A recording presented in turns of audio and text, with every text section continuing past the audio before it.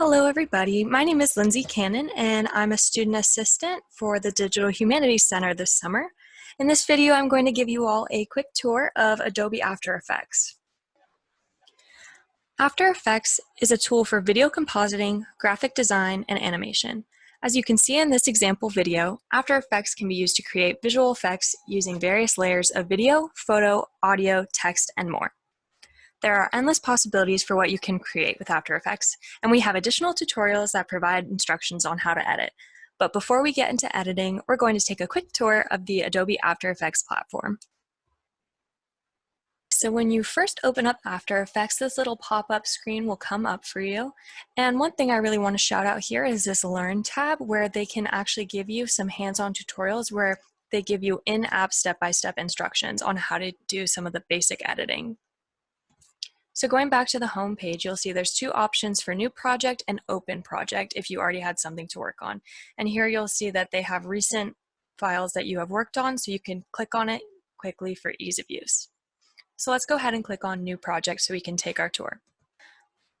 So here we have the After Effects workspace. As you can see, we have a bunch of panels that are used to edit your compositions. So on the left here, we have the project panel, which is where we import the footage to, and it goes in a list right over here where you can click and drag it either to the composition panel or to the timeline panel. So over here is the composition panel, where after you select either to create a composition or to create a new composition from footage, you'll see a picture preview of the different layers that you're working with in your composition.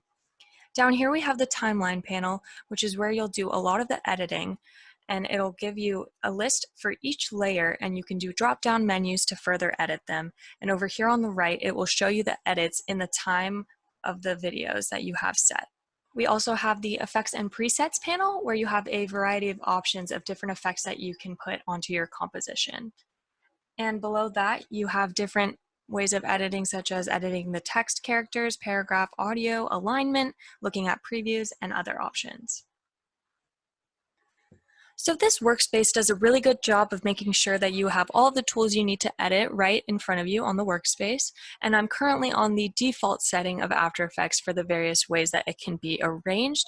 And I will be showing you later different ways that you can edit it if you wanted to create a different type of workspace. Some of the drop-down menus here on After Effects. So when you click on File, you can see that there are several ways that you can open up projects, maybe one that you want to create that is newer, or if you have one that you've already been working on. There's also right here the Open Recent option, which shows you all of the most recent After Effects projects that you've been working on, so you can just go ahead and click right on them. Down here in the File menu is also where you will be able to save your projects, and you can save them as an After Effects file, which allows you to still access all of the edits, like the keyframes and the markers and different things that you've been applying on your project until you're ready to export and render that, which we will go over later on. Save As, it also allows you to either rename it or save it as a copy if you want to maybe try out some different edits, but don't want to necessarily risk the one you're working on right now. Next, we have Import, where you can import the files that you're going to be working on in After Effects. So you can either select one file or multiple files. And something really interesting that I wanted to point out here is that you're able to import things from Adobe Premiere. So something that's really cool about After Effects and Premiere Pro is that they can really work hand in hand to help elevate any video projects that you have. If any of you are interested in learning more about Adobe Premiere, we actually have a ton of tutorials already here at the Digital Humanities Center, so make sure that you go ahead and check those out. Another option that you can have to import footage is to import recent footage. So this is something that you maybe just have been looking at. Maybe it was a video that you just went and cropped, or a picture that you just cropped in your own computer settings. It will tell you which one you most recently interacted with. All right, so let's go ahead and take a look at the edit menu now. So right here, I just want to point out all of the edits that you can do. Some of the edits that I find myself using often and I'm wanting to remember the keyboard shortcuts for are, of course, undo and redo, duplicate, and cut. I also wanted to mention this Preferences tab here, where you can go ahead and click on this, and then it'll open up this little pop-up menu, which shows you all of the other preferences that were also seen when you were looking from the edit drop-down menu. It just goes a lot more in depth for you. All of the general preferences that After Effects has preset for you are really great for beginners, and you really don't need to fiddle with them much. But I will say that you should definitely check out audio hardware just to make sure that you're always recording from the right place and that it's going to the place where you want it to go. And returning to the different keyboard shortcuts that you see here in the edit menu, I also wanted to point out this function here in the edit menu. You can go ahead and click on keyboard shortcuts and it'll take you to a menu where you can go ahead and edit them to whatever your preferences are. All right, so looking at the composition drop-down menu, you can see that you can create a new composition here, or alternately, you can also come back to your workspace and click either of these two options. So when you create a new composition, this screen will pop up for you, and it is the composition settings. And I don't know if you saw, but under the composition tab, the second option there is composition settings. So if you ever want to go back to make some edits to the settings that you put in the beginning, that's where you can access it. So here we have the composition settings, and here we can change the name of our composition, and we can also change the width and height. I use 1920 by 1080 because that's what I've seen most people do, and it works really well with most video projects.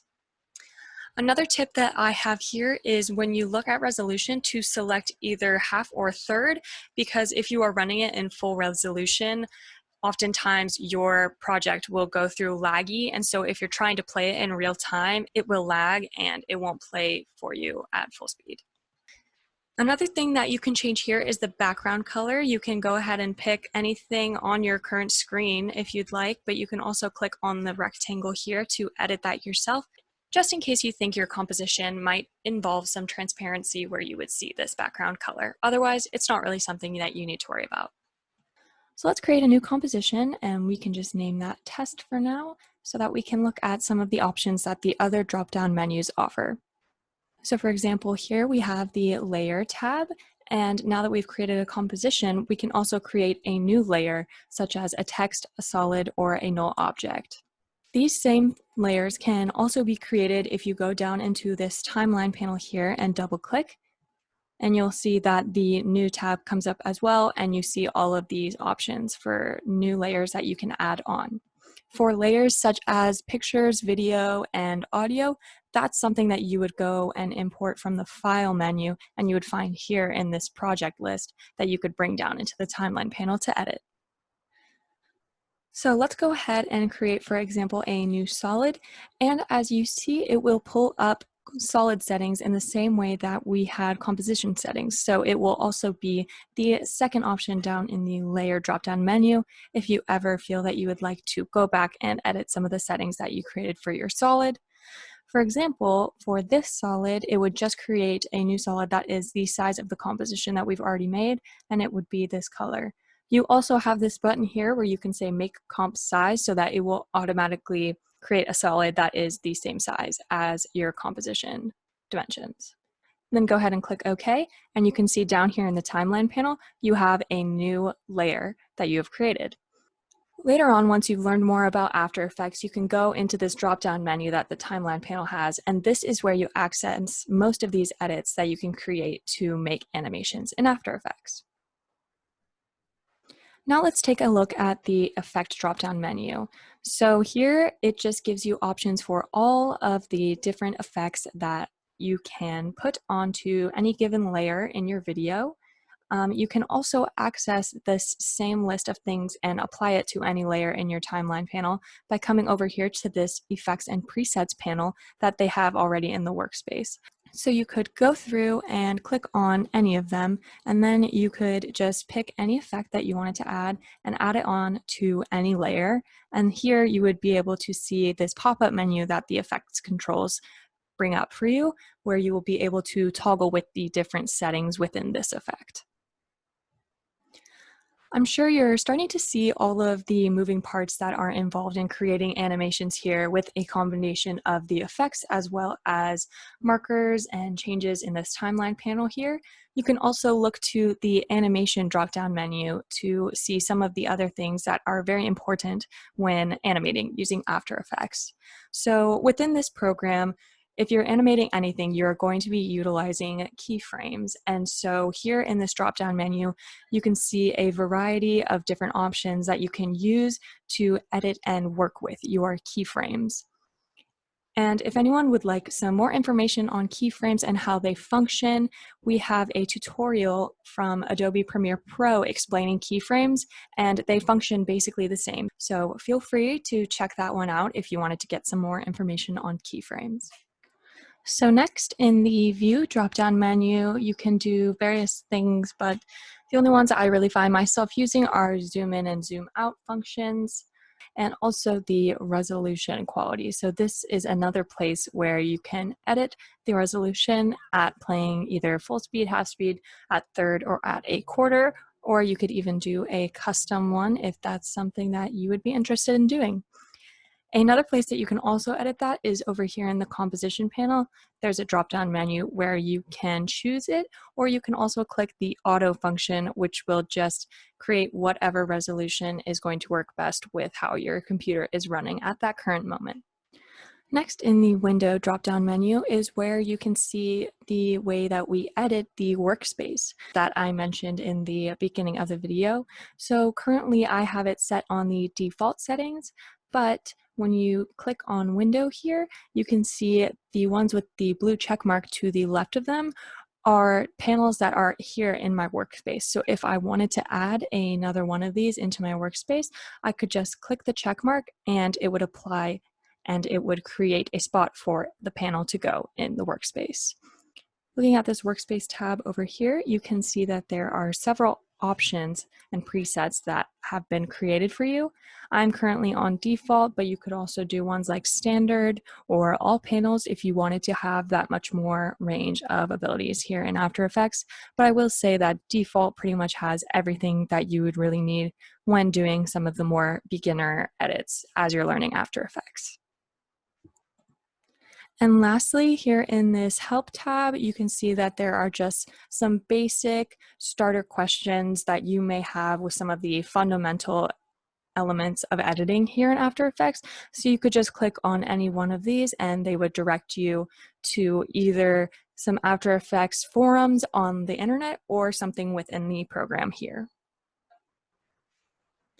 All right, and so that pretty much wraps up explaining all of the panels here in After Effects and the drop-down menus and the functions within them.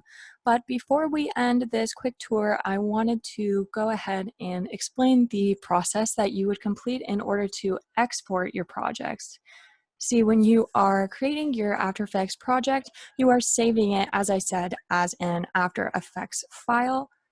And so that only serves to save your edits and the different layers and the really deconstructed version of your project with all the individual things that you have been working on within it. But once you feel that you have finalized your project, you can go ahead and export it here under the File menu.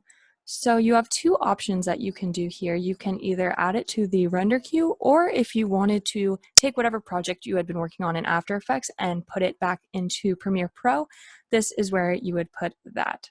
For now though, I'm going to go ahead and focus on how you would export just using the render queue in After Effects.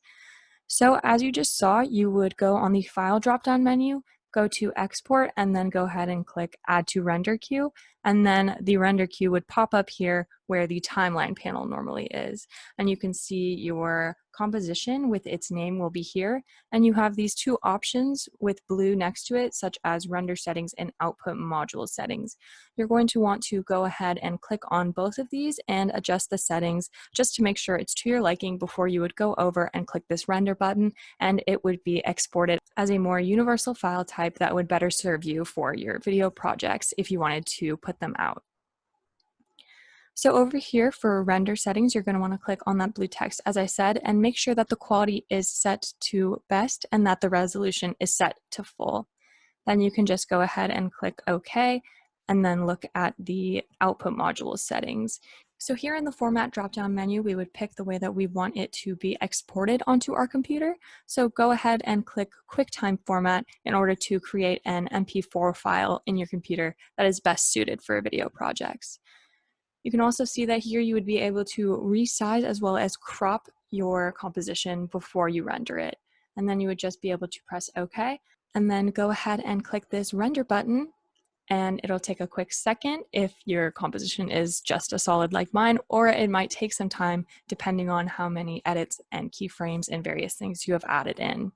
So just keep that in mind, just be patient and go ahead and let that export for you. And then you can go ahead and go in your computer and find it, and it will be in a exported MP4 form, perfectly ready for you to put it out there as your most recent video project. And with that, that wraps up all I have to say about this little quick tour of Adobe After Effects. I hope you guys enjoyed.